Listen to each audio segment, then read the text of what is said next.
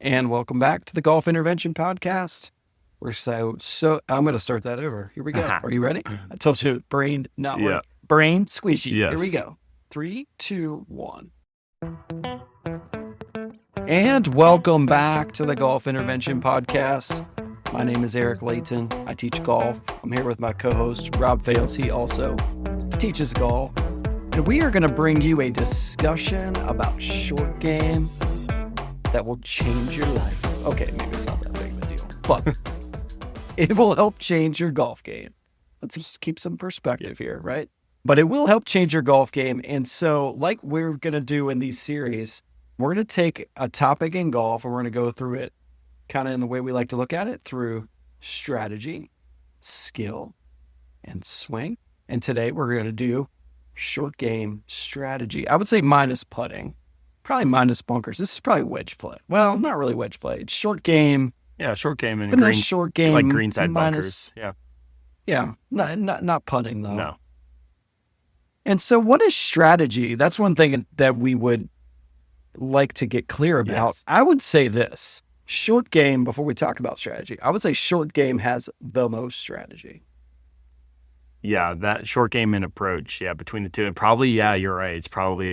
I'd probably give the nod to short game there for sure. Here's why. Because strategy is when you make a choice, right? It's a decision. And we'll talk about a decision tree. Robbie will go through that in a second. But if we're talking about making a choice on a shot we're about to play, think about short game.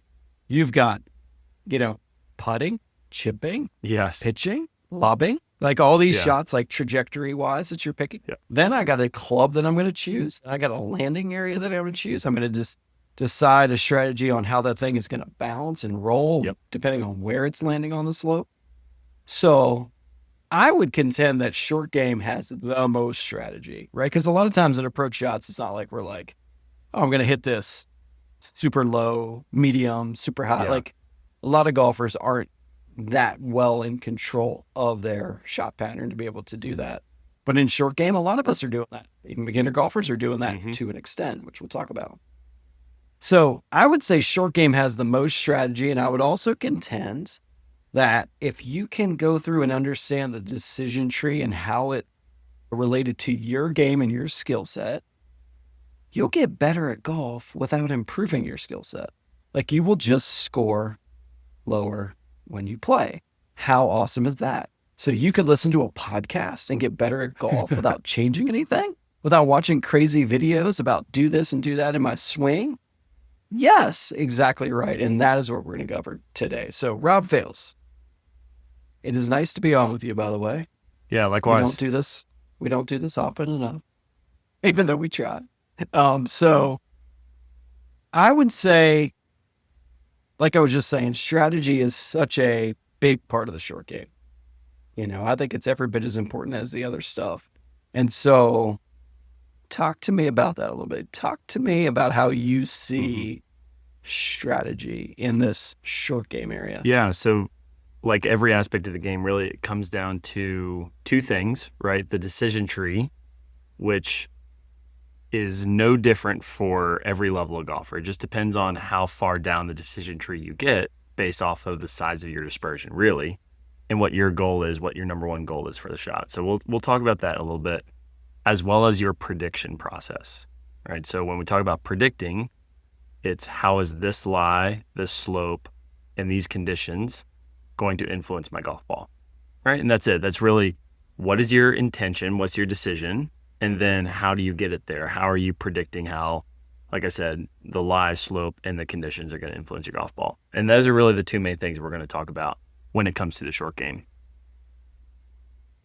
Great. So should we start in level like 0/1 player that's like, I'm just learning how to play golf. So what is my decision? What does it look like? And I would say in short game, we're kind of defining this at 40, I would say shorter than 40 Inside yards 40, and in. 40 and in. Yep. I would say if you're a really short hitter, that distance could change a little bit. There's some people that just depending on how they can hit the ball. But 40 is a pretty good reference number. Yeah. And so I want you to picture that. And we're not talking about 40 yards to the green. I'm talking about 40 yards on the shot, right? So it's like, how do you play that shot 40 yards and under? which a lot of people refer to as finesse play, which I like that because I think at this distance, we're not necessarily lasering the distance and knowing exactly how many yards we are and having some type of swing dialed in for that distance. We're playing it more by feel or by finesse. For sure. So in that finesse zone with the beginner golfer, what is the strategy looking like besides just putt everything? Yeah. So understanding what is the main stat that we're looking to improve, like what's the most relevant stat for them as they play golf. For level 1 golfers, it's going to be their shots to green. Just total shots to green. How many times are you swinging the golf club from the tee box to the green? So if you lower the shots to green for level 1 golfers, it's going to have the quickest improvement in their average score. And so when we talk about short game, the best you can do in reducing those shots to green is just getting it on the green in one shot. That's going to be the number one priority. Now, once we've checked the box of getting it on the green, then we talk about proximity to hole, right? And that proximity is really the definition, like the main defining characteristic that separates the level 1 from a level 2. And then the level 3 is just the same priority, just getting better at it, right? The kind of the ring or like the dispersion around the hole just gets tighter, right? And that's really the main difference between a level 2 and a level 3 in that short game strategy. Is a level 3 golfer and level 4 golfer is really looking at 6 feet and in, trying to get as many of their shots inside of that proximity as possible. And then level 2 is looking at 12 feet. Whereas the level 1 golfer is just trying to get on the green in one shot. Yeah. And as you're defining that for me, something comes to mind, which a word that we talk about a lot on this podcast from a sort of mindset standpoint is acceptance. It's a word that right? So it's not like you're standing up as a golfer. Let's say I'm a 15 handicap, right? And I'm standing there 12 yards off the green and thinking, I'm trying to hit this to 12 feet, right? That's not what we're talking about, right? We're talking about the measurement of your skill, a percentage at the time is going to get it that distance. Whereas, if you're a lower handicap, better player golfer with the same intention, you're going to hit it closer more often, right? So it's going to average out to this distance that's shorter. So as you're learning golf and understanding who you are as a player, having acceptance of that, right? It's a embodiment of your skill. Like if you go out around a green and chip 10 balls from different positions in the short area, all to the same flag, one try at each, you're going to see where your ball ends up. And that's going to show you how well you can control the shot, right? And then you have to have acceptance of that, right? So when you talk about a level 1 golfer saying, okay, getting it on the green. Well, yeah, they're trying to hit it closer, but they just know, like, I've got to take a game plan for this. It just gets me there more often, right? Like where I'm putting on the next shot. Correct. Doesn't really necessarily mean how far away. So I'm having acceptance and understanding of my skill set, but I'm not standing in the fairway thinking, all right, I'm going to nudge this 1 foot on. Yeah. Correct. Right? That's not what we're talking Correct. about. We talk about this as a decision tree, meaning you're going to try to work your way down that decision tree as far as possible. And it's really the size of the dispersion that we're talking about in terms of how close you can get it to the hole, right? So we can go ahead and kind of dive in here. So you're a level 1 golfer, right? We're going to start from level 1. Does that make sense, right? Eric, that sounds good. We're going to start level 1, work up. Okay. Go, baby. So if you're shooting on average higher than 88, right? So you're inside of 40 yards, really you're going to have, let's just pick a 20-yard pitch shot. Well, even with these 20-yard shots, there is a dispersion to your shots. Meaning if you stood right there and hit 100 shots, they're going to show up in this dispersion pattern, a big shotgun blast, right? In terms of where your balls are landing. So the landing area is a shotgun blast. And then the final stopping point of these golf balls is also going to be a shotgun blast, right? So the number one priority is, where do I need to put the center of my dispersion such that I can land the golf ball anywhere in that dispersion and stop the ball on the green? Which oftentimes because of the size of that dispersion, all right, it is going to mean for quite a few of these shots, and we can show you what that dispersion looks like, because ultimately these golfers are going to be holding up fingers in front of their eyes and visualizing this and then putting this somewhere. Because of the sheer size of the dispersion, oftentimes that's going to determine kind of how aggressive you can be. And by definition, because the dispersion is bigger, you're going to be less aggressive in terms of where you can land the golf ball to get it close to the hole. Now, sometimes the pin's in the back of the green, sometimes the pin's in the middle of the green, and you end up just lucking out based off of where the pin is. And so when you say, okay, based off of where I'm putting the center of my dispersion, all of the shots in my dispersion are on the green, then you can slide it closer to the hole and try to get as many of these shots as close to the hole as possible. And that's great. That's a luxury of kind of where your ball is relative to the green and the hole.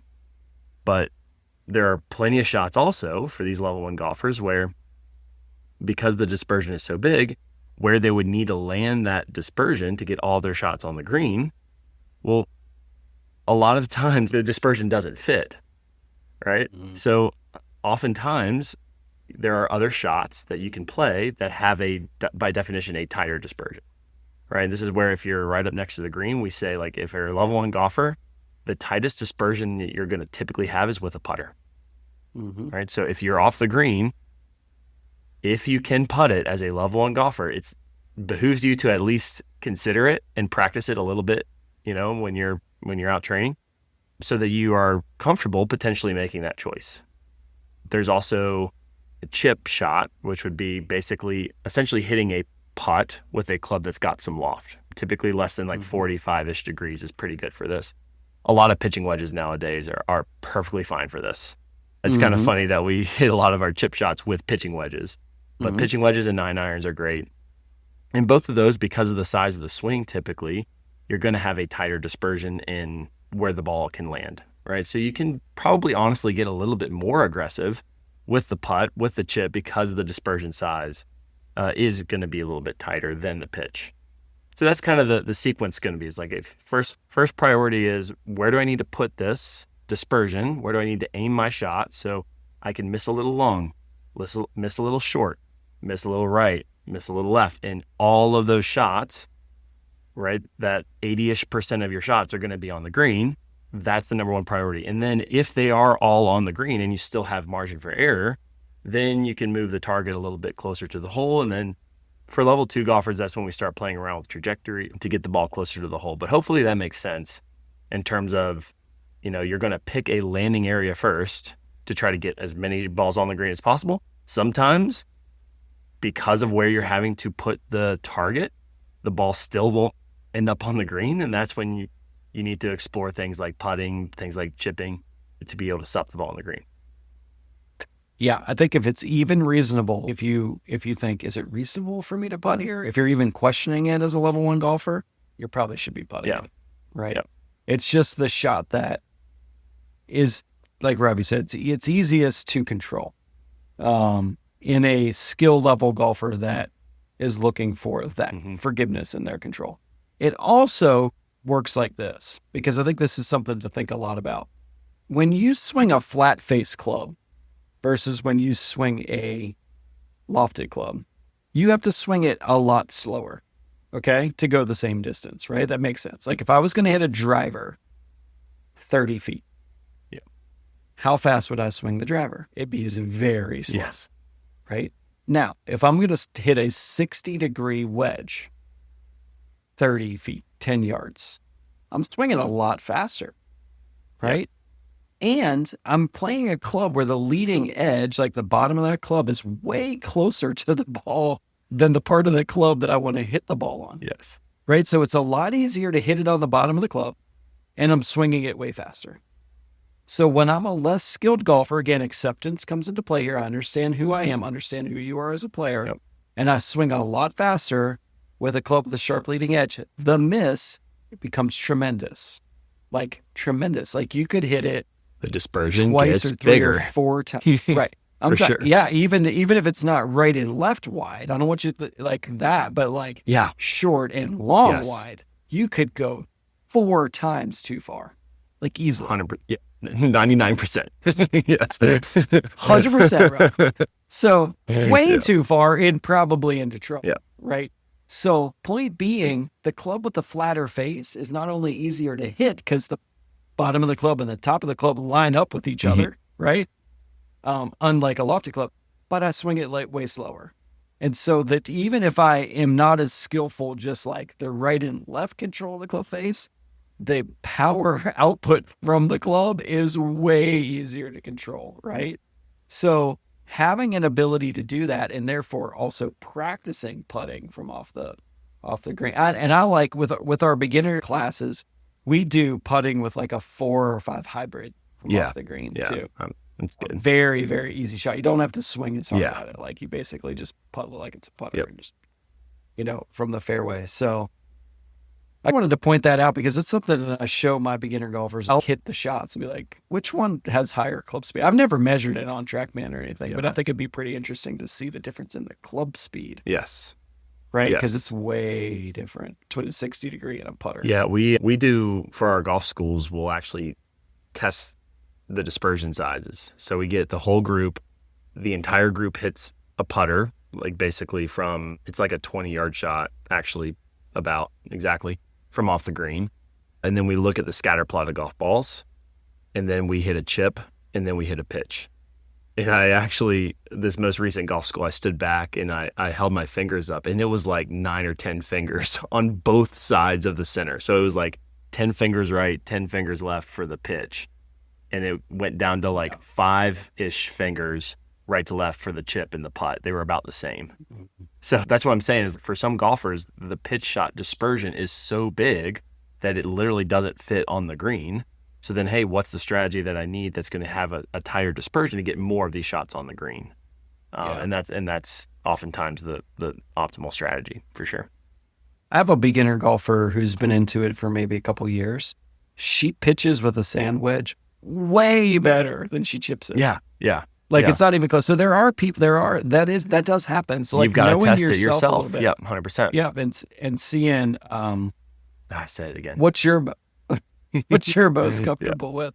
There's a new drinking game. So every time Robbie agrees with me and says 100%, Yeah. you got to take a sip of your water, of your sweet tea. And so, yeah, you have to know thyself a little bit, right? That's part of that acceptance thing too. I know the decision tree is this, or I know that I'm thinking about it this way, but also I just hit this shot better or I'm more comfortable with it. So in the moment, that's a strategy. I've got a choice. What choice am I going to make? Again, like level 1, level 2, level 3, level 4, pretty much it's the same decision tree. It's number 1 on the green, and then number 2, proximity to hole. I did have a situation the other day where, because we talk about the approach shot decision tree being in play, number 1, on the green, number 2, proximity to the hole, number 3.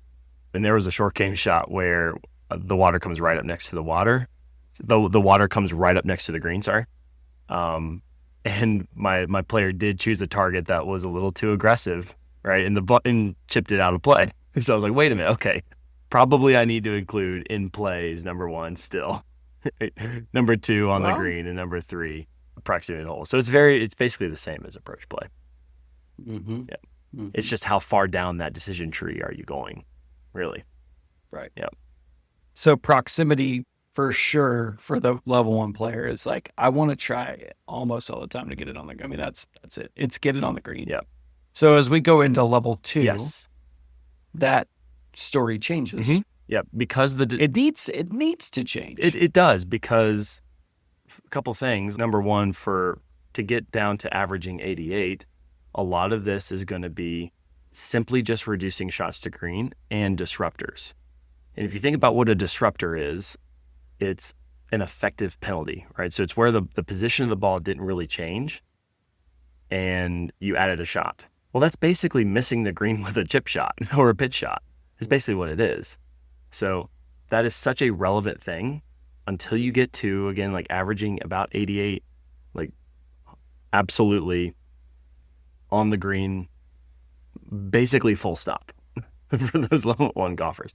Level 2, again, the skills are getting better, right? And you might be asking yourself, well, hold on, like you told me if level 1 golfers, their dispersion's way too big, that just like hit a chip or hit a putt or hit something with a smaller dispersion. I'm not telling you to punt. I'm telling you that I want you to work on your skills, work on your swing. These are what the next two episodes of the series is going to all be about.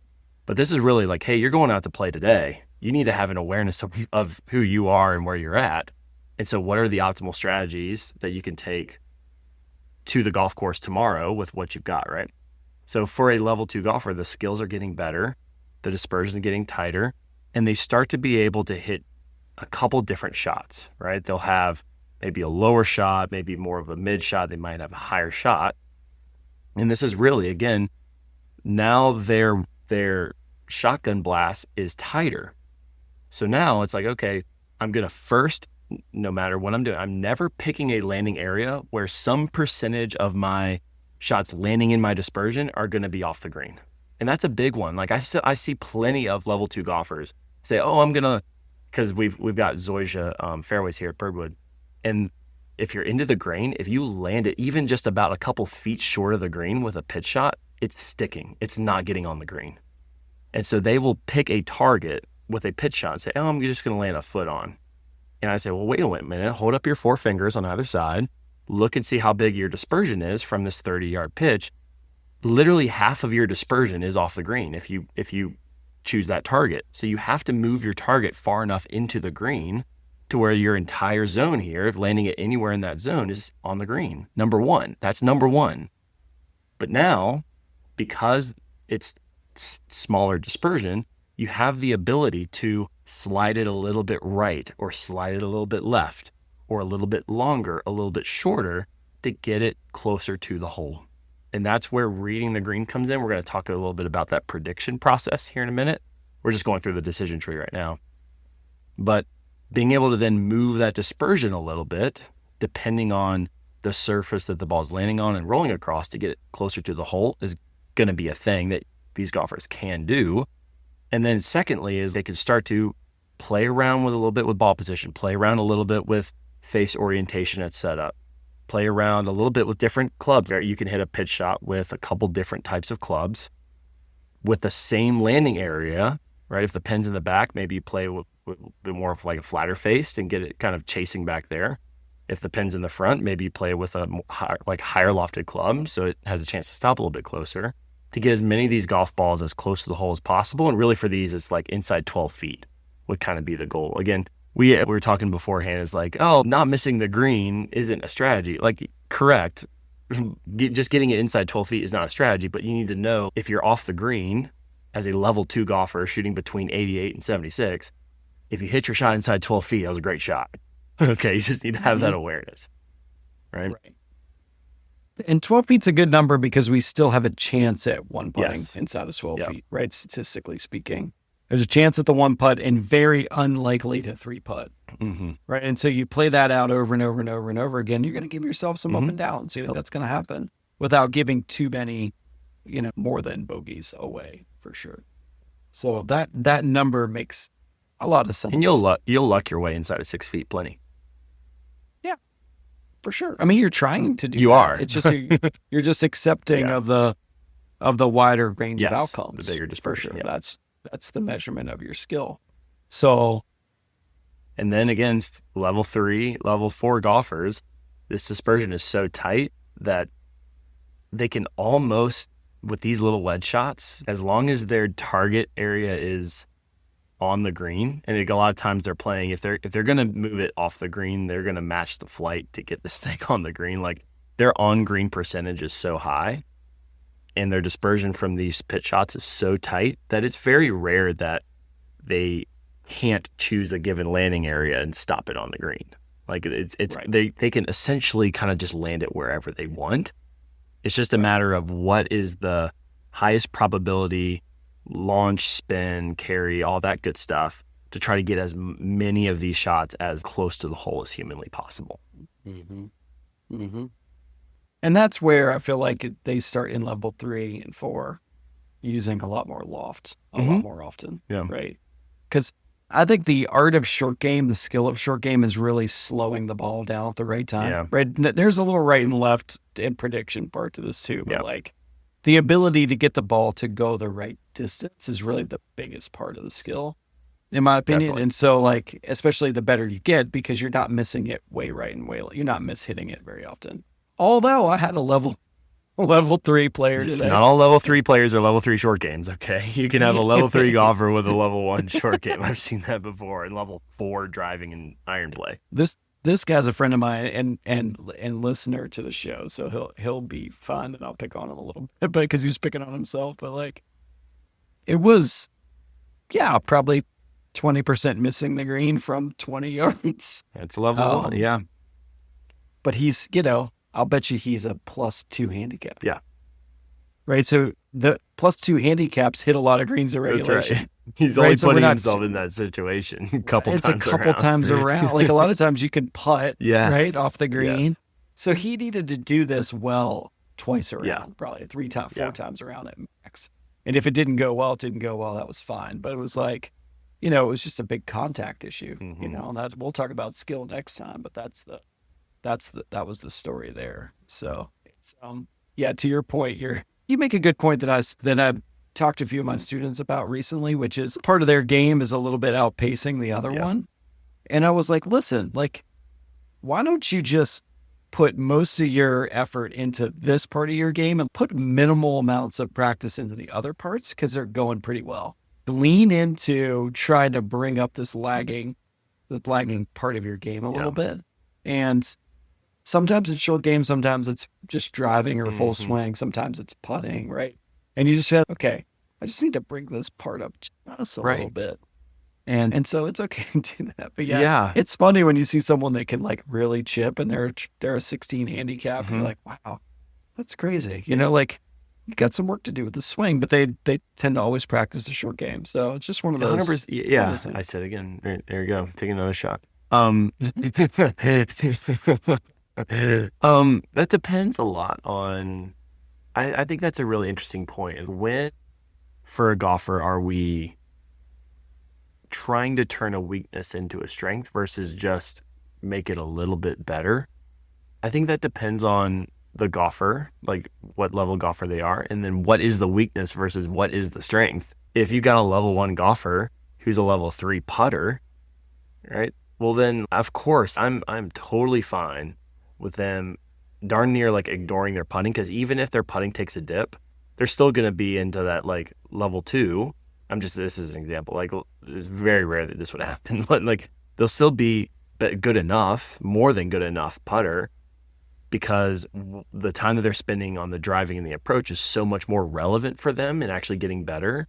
Is like, that's where they're going to see the benefit. So then I wouldn't mind if the putting dipped, or even if it flip-flopped. Like, for a level 1 golfer, I'd almost rather them just like flip-flop it and say like, hey, I want you being as good off the tee and your approach shots as possible. Short game good enough, and then let's see where you get. Whereas let's say you got a tour player, that's where, especially for that given week, they're trying to win a golf tournament. Like, putting is a huge deal for them. It's especially in terms of giving them a chance to win that week. Like, let's say they're really good with driving accuracy, like they're amazing at driving accuracy, and they spend a lot of time on hitting it straight. They really, really enjoy hitting a ton of fairways. They do a lot of face awareness stuff, a lot of impact spot stuff. It's like, all right, well, I might be okay with this golfer taking a little dip in driving accuracy if they can bring up the putting a little bit. So I just think it's an interesting conversation. It just kind of depends on where you're at. No, your time for most golfers is a finite amount of time and energy that you can put into your improvement. And so, like,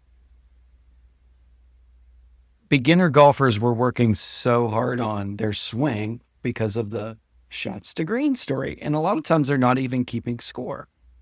As they start to keep score, they go like, Eric, like, missed the green, and I take 4 putts. And I'm like, normally I'm not keeping score. So if I miss the green, I might just pick my ball up, or I putt it once or twice. I go on. I mean, think about it, right? Now I'm keeping score, and I'm like, oh my gosh. And then, so that's where I might say to them, like, this is where the coach comes in. This is why coaching is important. I'm like, had this conversation today. I think your swing is functioning really well. It's been for months now. So when you practice, I want you to put more than 50% of your practice time into just finesse shots around the green. Yeah. Right? And then split 25% between putting and full swing, right? Because they're going okay. And I want you to maintain them. Yeah. But then strategize to improve. And if we're just putting a little bit more time into short game, and in our lessons, we're putting a little bit more time into 50 yards and shorter, essentially, or 40 yards and shorter. And so it'll be good. That'll work out well. They'll bring up that sort of lagging body part, so to speak. Like they'll get it up to speed, and then they've got somewhere to go from there. Yep. Right. So I think that's good. I mean, everybody should be assessing their game in that manner, right? Like you should be, and this is why we try to give you these little statistical tidbits about how you can improve your game. Because I feel like there's a lot of people are using like a strokes gained analysis on their game, and they're learning like, wow, I chip it way worse than my playing level, but I have no idea what that means. Right. Like, what does that mean? And so that's what we're trying to tell you is, hey, if you're in this level, this is the proximities that you should be working off of, right? So when you practice, you should build your practice around trying to accomplish those things. If you cannot accomplish those things, take a lesson, right? You might learn that I need skill I do not have, and I need to go get some coaching for that, for sure. Yeah. And that's where we come in, right? Absolutely. Me as the coach. Absolutely. So just putting a bow on some of the strategy stuff, to that end, actually, I think it'd be a good idea just to give the folks some benchmarks and really looking at, hey, how good of this stuff do you really need to get? So when we talk about a level 1 golfer, just getting the golf ball on the green in one shot, again, shooting higher than 88, you're looking to be over 80%. That's kind of your benchmark there, right? So is the ball stopping on the green in one shot at least 80% of the time? And that's easy to do. You can do like a 5-ball set, just shotgun them around the green, different lies, different slopes, one shot at a time, and then start to keep track, maybe do 3 to 5 sets and tally it up at the end and see kind of where you're at. As a level 2 golfer, that P12, basically inside of 12 feet proximity, you're looking at like 50% inside of 12 feet is kind of a nice benchmark. At least 50%.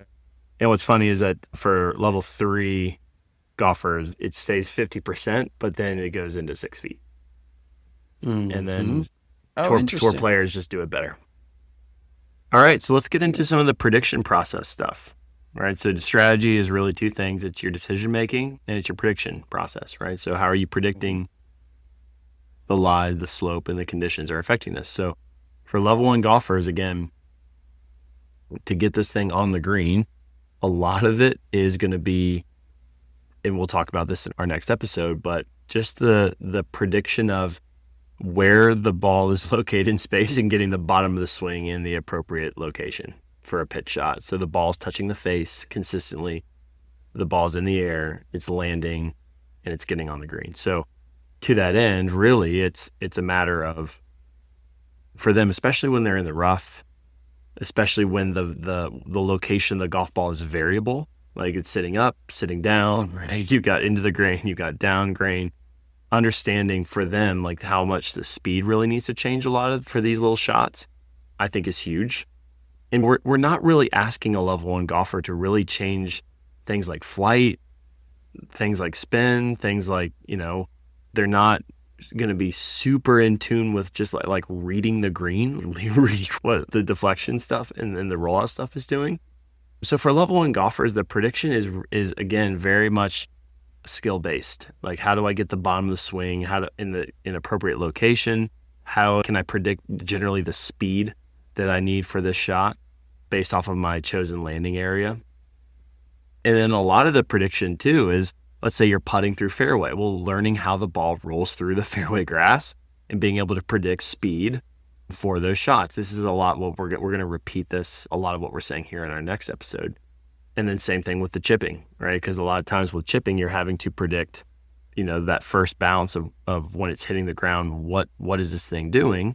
There's a little bit of a prediction process to that as well, but pretty simple for a level 1 golfer, really. Yeah, because you're trying to keep it as low to the ground as possible, right? So, and they're not, I guess knowing where uphill and downhill is probably Yeah. maybe Yeah. a biggest part of that. Yeah. Like, you know, it surprises me sometimes. Like you'll hear like, wow, that green was really fast. I'm like, well, no, it was just downhill. Yeah. You know, so like, or oh, it really rolled. Well, no, it's coming out of the rough. These are the things that level 1 golfers need to learn. Yep. Right. For that prediction is like, and the only way you can really do it is like, you just have to have a little bit of an idea, like we're giving you here. And then you got to go practice. You got to practice from these locations. You got to be able to find a short game area that you can practice out of the rough or downhill, uphill, side hill, you know, those types of stories for sure. But yeah. To your point, it's a simplified process. Yeah.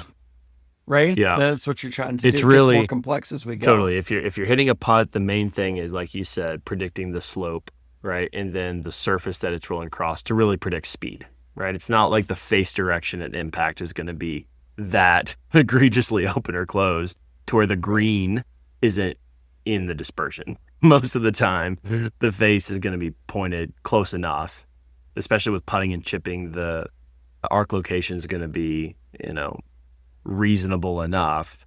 It's really when you get to pitching, it's just a matter of landing the golf ball kind of where you want. And that's where it's like, wherever the slope of the green's taking the ball, it's going to take the ball. Like, I'm not going to really fight it for a level 1 golfer. I'm just saying, hey, can you get as much of your dispersion on the green as possible? If you land it inside your dispersion and the ball stops anywhere on the green, I'm pretty happy as a coach for sure. Totally agree. So now when we go to level 2, this is when, again, inside 12 feet, this is where reading the lie becomes a little bit more important. Reading the slope becomes a little bit more important, because now that this dispersion has tightened, I go from like 5, 6 fingers down to 4, basically. This is when I can get my entire landing area on the green. Now, where do I need to move this while keeping all of my dispersion on the green to get as close to the hole as possible?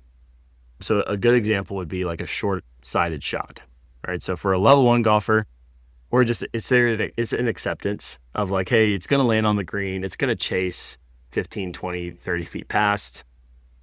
It's okay, right? For a level 2 golfer, because the dispersion's tighter, well, they are going to be landing it closer to the front of the green just because the dispersion is tighter, right? So that in of itself is going to get the ball stopped it closer to the green.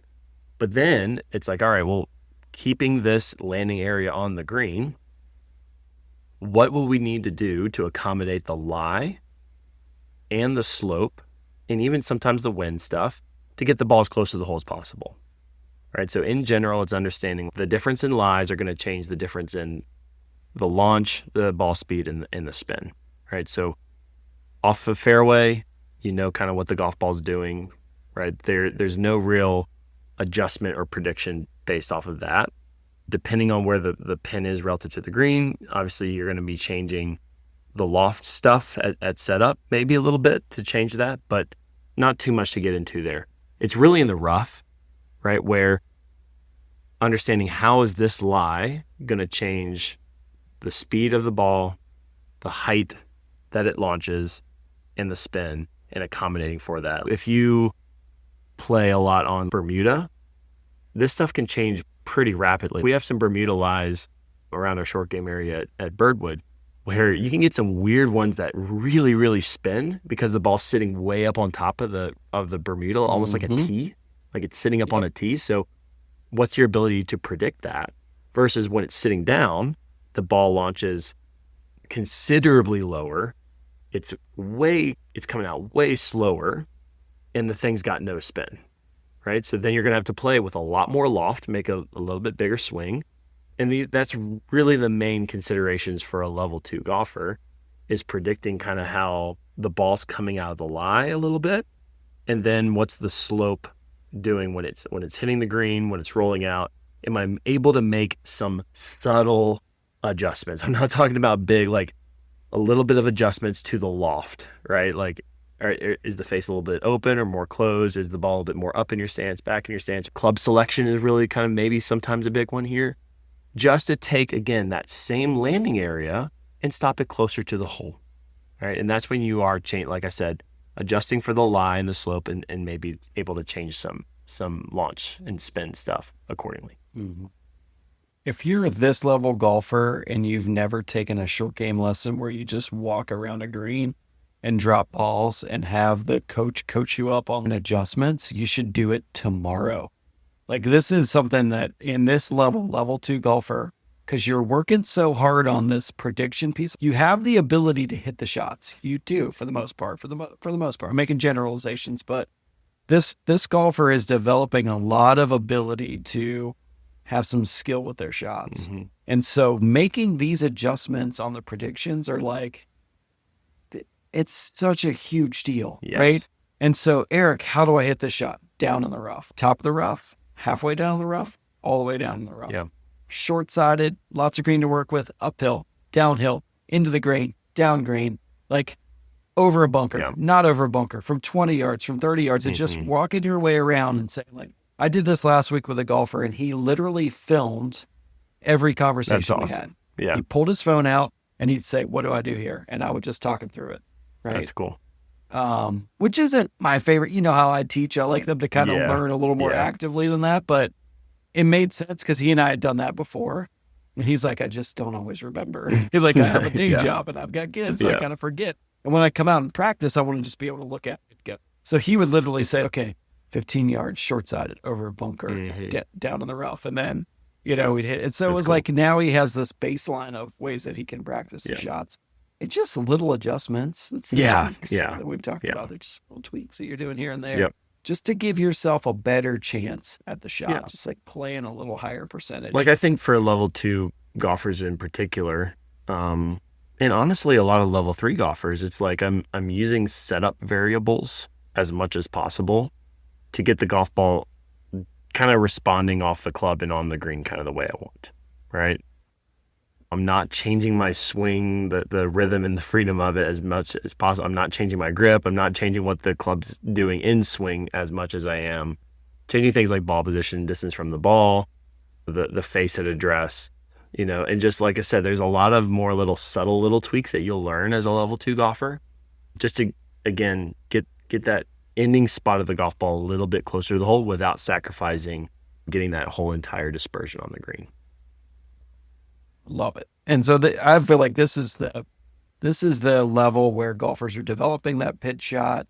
They're developing that bunker shot better, and they're just getting better at it, right? Yes. It's like, to your point, you don't tell a level 1 golfer never to practice those, but you're telling them to work on it so you can get it to go. Yeah. They could pick some pretty specific places on the course to use it, and then you're growing that skill set. So this is probably where a lot of that growth happens in this level. Yes. And then, like, agreed. To get to be a really good golfer, it's also shots you're using less, like we talked about. As you get to be better, you're hitting more greens in regulation, so you're actually doing it less often, but you need more out of it. Yeah.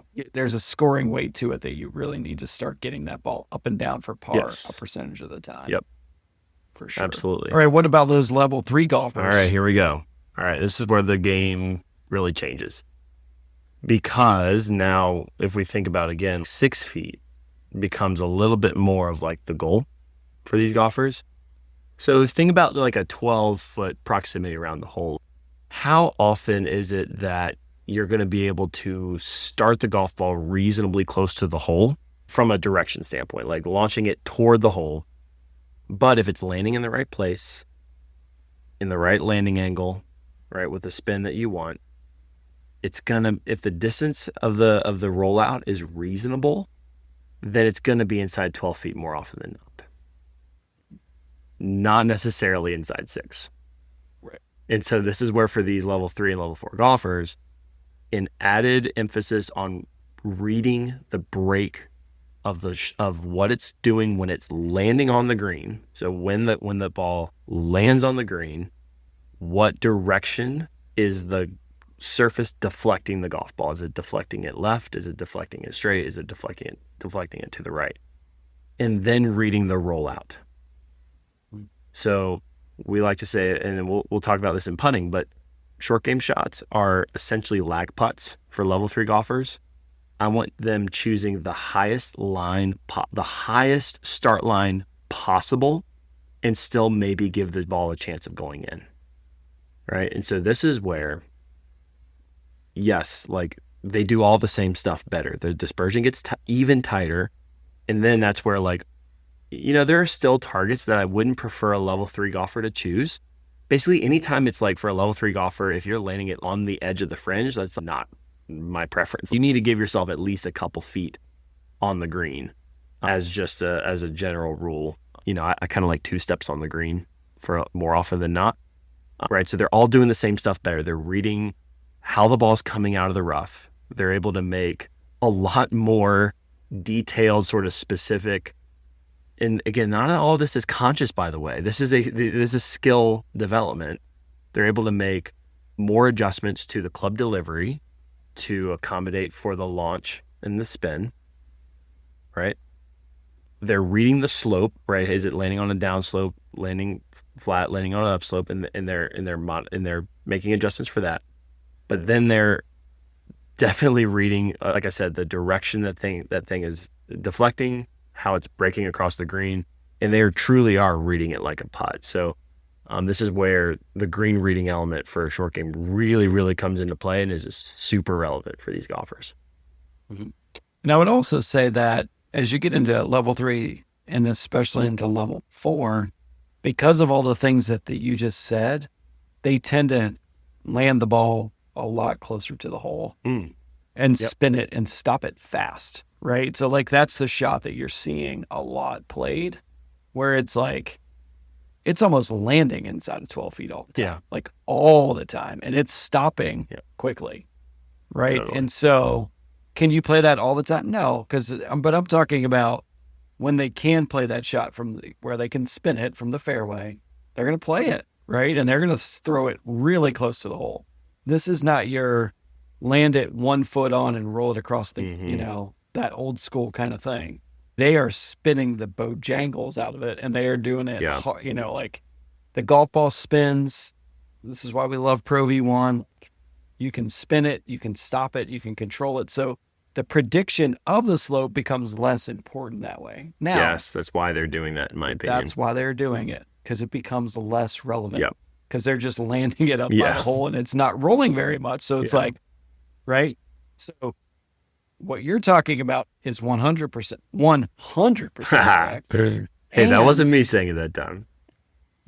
And out of the rough and, straight downhill and shorts, like all of that becomes so much more important at that point, because the ball's landing softer and there's more rolling and there's more of that stuff. And I like what you said about trying to find the highest line. I think that's 100% right. And going back to when we talked to Mark Sweeney about putting, right, and aim point, we know that if it keeps itself rolling towards the hole all the time, it's going to break less across that slope, right? And it's going to end up, I'll put to you this way, you want your ball rolling towards the hole all the time. Like if you can have it, not rolling away from the hole.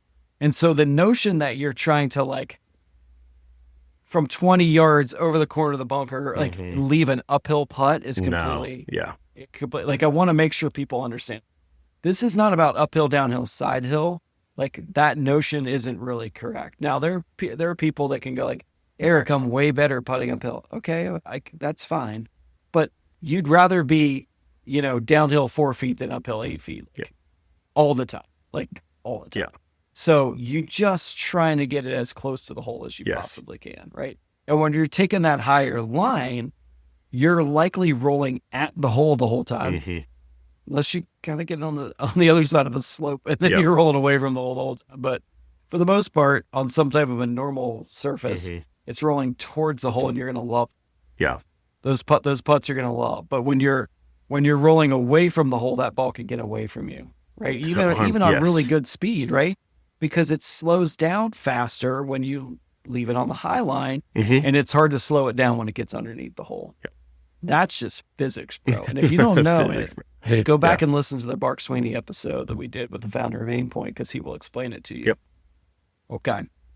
And I'll say like the last parting thoughts about that is like level 3, level 4 golfers can start to become, to your point, a little bit pickier about the slope that they're landing the ball on. So I don't tend to see level 3, level 4 golfers love landing the ball on downslopes. That's a big one. So again, that's just where they sort of lose the predictability of what this golf ball is doing. They tend to like to land it on flat or maybe even upslopes when possible, and not landing it off the green when they can help it. That's, again, for a level 3 golfer, level 4 golfer, the predictability you do tend to lose at times when you're landing it off the green. Now, there's some shots, especially short-sided in the fairway. Sometimes it's like that's really for these golfers their only shot of stopping the golf ball, and that's something different. Again, because their dispersion is so tight, they can afford to have a little bit of that dispersion on the short side and still maybe get the golf ball on the green. But if possible, trying to avoid landing it on downslopes and avoid landing it off the green tends to be a good idea. Yeah.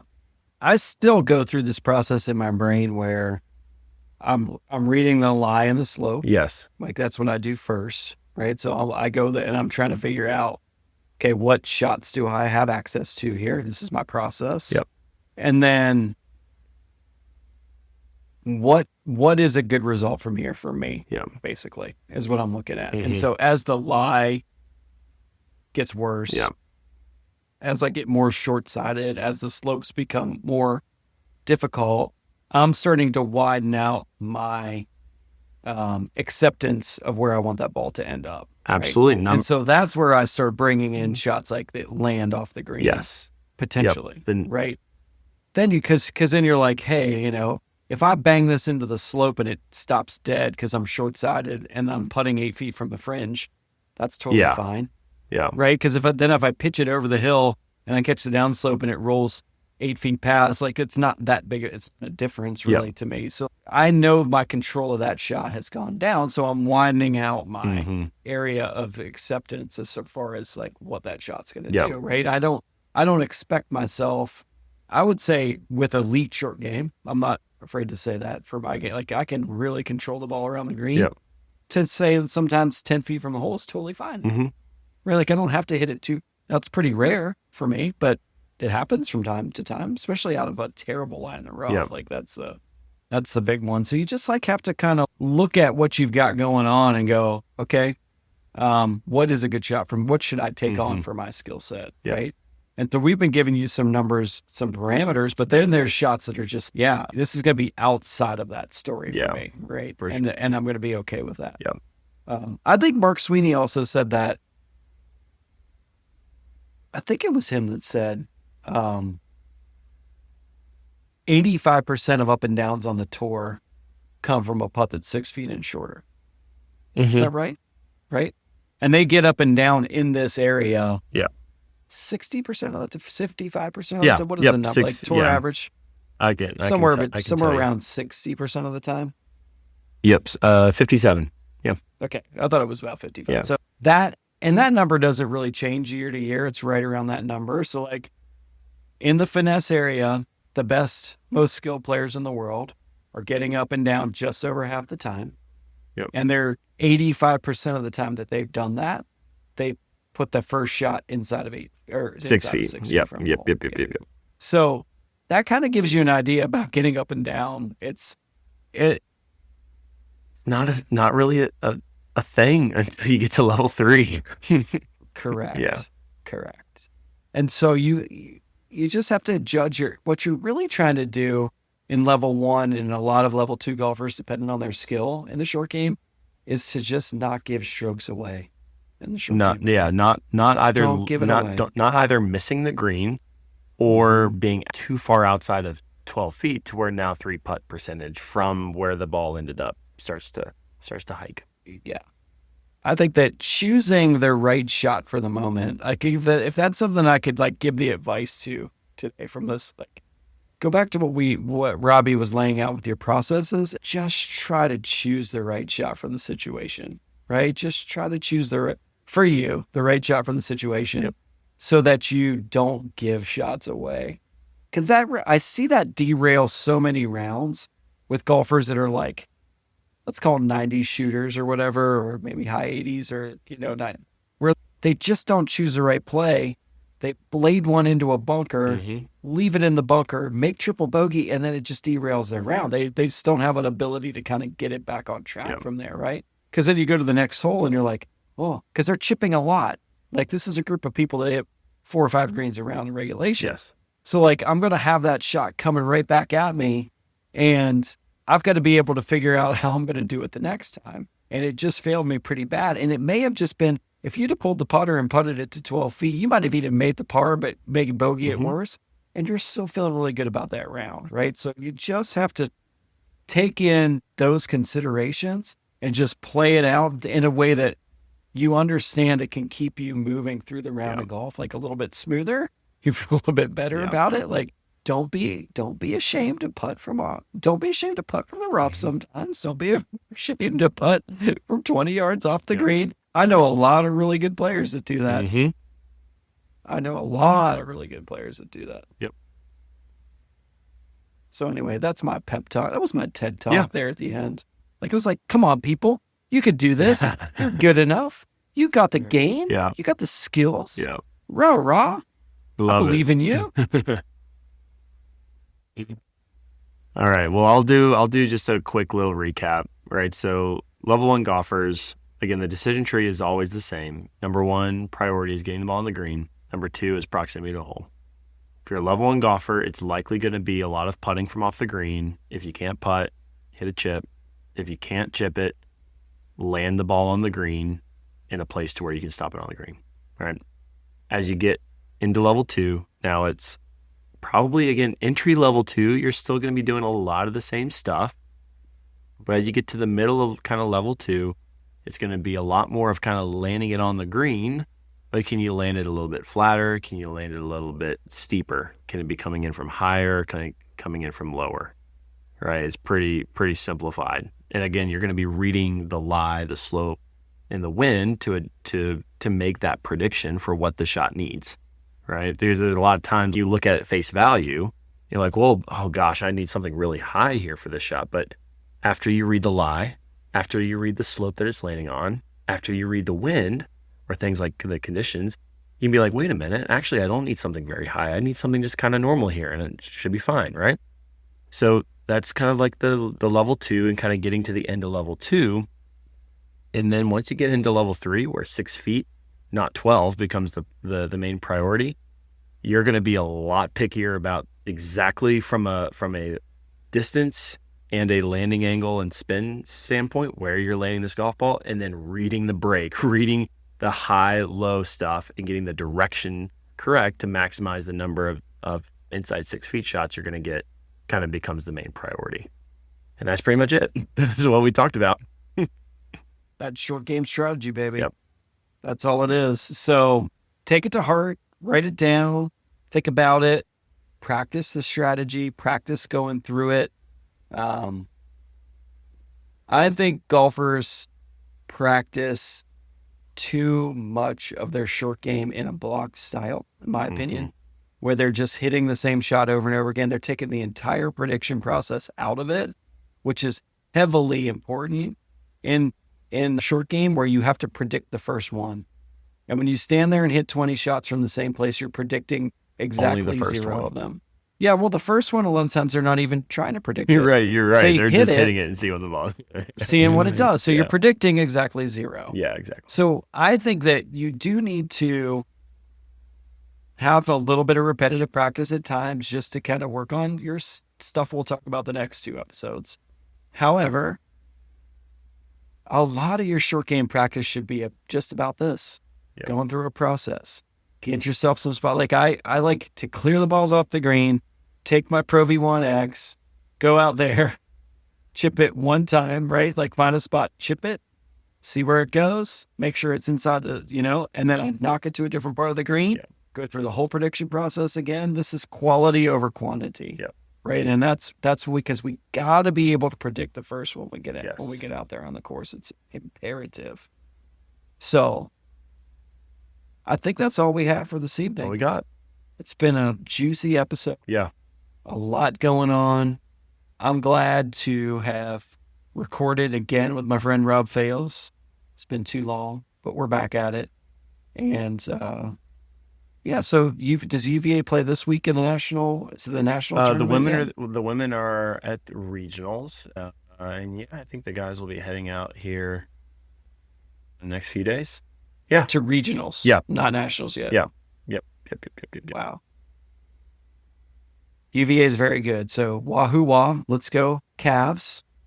Let's win some national tournaments this year. Let's do it. Are they ranked number 1 still going into the? Yeah, I think they're one or two. They're up there. So their number 1 player is Ben James, right? Yep. How much do you see him work on his A game? ton. He's out And there what's it all the time. like what's his superpower? You know, I haven't gotten a chance to watch him play a ton, but it just does not look like there's a single weakness to his game. It just looks like he does everything really, really, really well. Yeah. Yeah, that makes sense because he's ranked as one of the top amateurs in the world, Yep. right? I mean, I think he's like way up there in the rankings. Yep. So you don't have a lot of weaknesses when you get No. a single digit world ranking number beside Yeah. beside your name. And yeah, I'm not seeing. I know some folks that went down to the tournament UVA hosted a month ago or so and wanted to follow him specifically and said it was really impressive. So anyway, a little UVA golf talk there at the end. Thanks again, Robbie. Mm-hmm. Hope everything's going well. That was great. In Yeah, thank Charlottesville. you. We'll have to get together soon. Yes. Maybe even play some golf. Let's do it. See. Yeah, we'll do it. We'll put tracers on our shots and post it on Instagram. Putting hashtags. Yes. Anyway. No, we're not. All right, doing buddy. Thank you all for tuning into the Golf Intervention. We're glad to have you listening to us. We hope you're getting better at golf. And that's it. Have a great night. Cheers.